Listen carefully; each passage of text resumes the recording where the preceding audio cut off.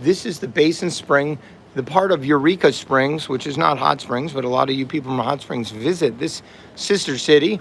And that's the main little town square area with an amphitheater and cars going down. It's Monday morning here, but I want to share to you, this is the Basin Hotel.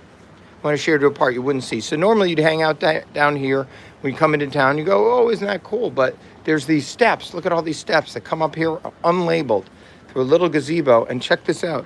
This is where the original springs originated from, where the Native Americans and people in the 1800s would come to camp and get healed. This really part right here is what started it all off. And you're down there and you don't see that there's this place just right up here, and it's beautiful. And it's actually where the spring gets sourced from, and you could just feel the majesty of this here and the sacredness of it. It's cool. Check this out, and this is a little hole into where they can turn on and off the spring down to the basin, I'm sure. And you would never see this. You might see it through the woods, but if you're down there, you would never know this is up here, but it's free to the public to check out.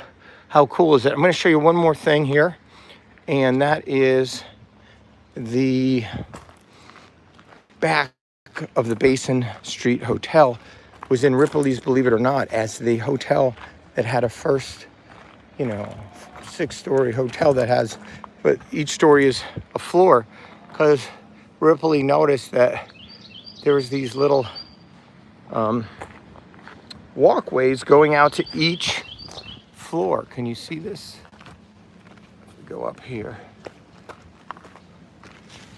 Again, more rock outcroppings. In the late 1800s, by the way, some masons came in here, over 30 of them, and built 35 miles of rock wall. So look at that. They're now fire escapes, but they're walkways out to the back sort of mountainous area.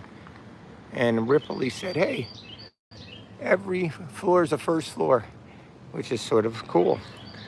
And there was a fire in the late 1800s, and a lot of stuff was rebuilt in stone here, because of that. And thank goodness, because the structures in stone held up much better than anything else would have. Hey, see, we got a viewer there. Glad to see you're watching. And just rewind to the beginning. So if you live in Hot Springs, check out Eureka Springs. It's a few hours away, and well worth the trip. And I'm just going to show people what this town looks like from the front, who didn't see my video on Facebook. Sorry about the shakiness here. So I go down the steps, bear with me.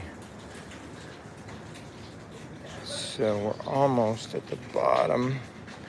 And the other cool thing about Eureka Springs is, oh my gosh, Saturday morning, there's like nobody out on the roads, because it's not a travel through kind of road.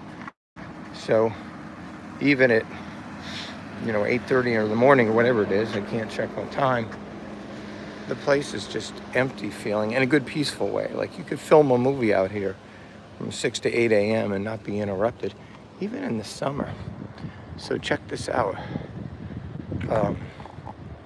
Here's Eureka Springs on a Monday morning. I say Saturday. And the place is just, in July, is just creepily quiet, but in a peaceful way. It gets busy later in the day as tourists come in. But this is the main drag. Lots of cool shops, coffee shops, restaurants. And look, it's the Flatiron Building. And look how peaceful this is.